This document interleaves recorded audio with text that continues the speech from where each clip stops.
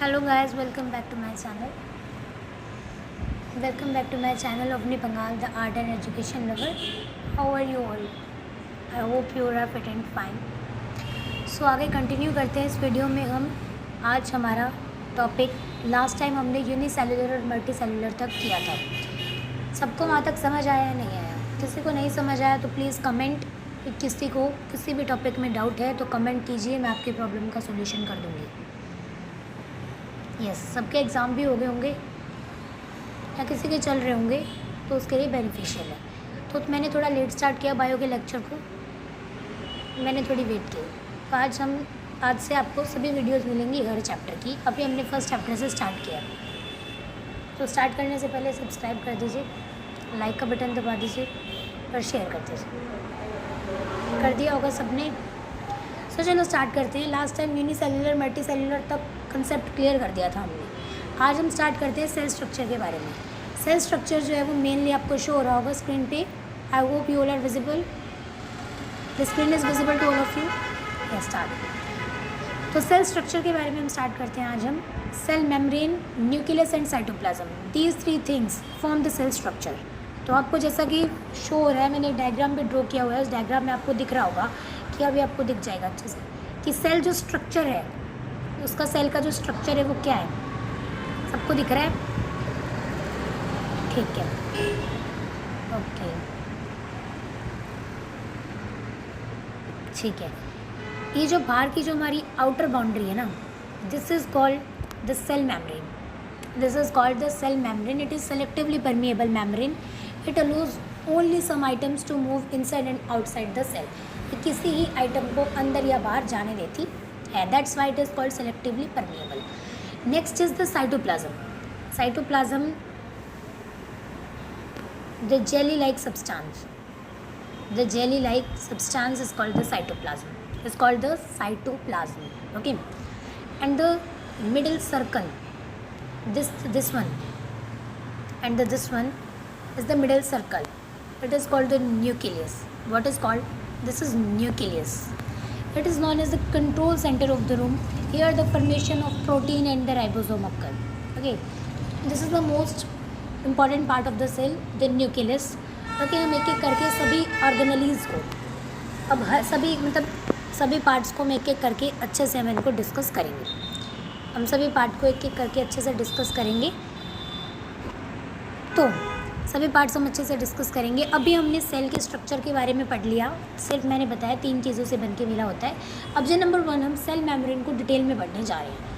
Cell membrane को हम plasma membrane भी बोलते हैं, लिपोप्रोटीन मेम्ब्रेन भी बोलते हैं, सेलेक्टिवली परमिएबल मेम्ब्रेन भी बोलते हैं। आपको नोट करने की ज़रूरत नहीं है, स्क्रीन पे आपको दिख रहा है, आप स्क्रीनशॉट भी ले सकते हैं। तो इसकी वेरी इंपॉर्टेंट थिंग है, मोस्ट इंपॉर्टेंट चीज़ है लिपोप्रोटीन मेम्ब्रेन, जो मैं आपको बताने जा रही हूँ। आप इसके स्क्रीनशॉट ले लीजिए, आपके लिए बहुत काम आएगा आगे। तो अगर पूछा जाए which membrane is known as the lipoprotein membrane, तो सेल मेम्ब्रेन। तो जैसा कि आपको पता है कि जो सेल मेम्ब्रेन है वो लिपिड और प्रोटीन से मिलकर बनी होती है। सेल मेम्ब्रेन का स्ट्रक्चर दिख रहा है आपको, लिपिड्स और प्रोटीन से मिलकर बनी होती है। अब जो प्रोटीन होते हैं ना, जो प्रोटीन होते हैं वो 2 तरह के प्रोटीन इसके अंदर होते हैं। एक तो एक्सट्रिंसिक प्रोटीन होता है इसके अंदर, एक इंट्रिंसिक प्रोटीन होता है।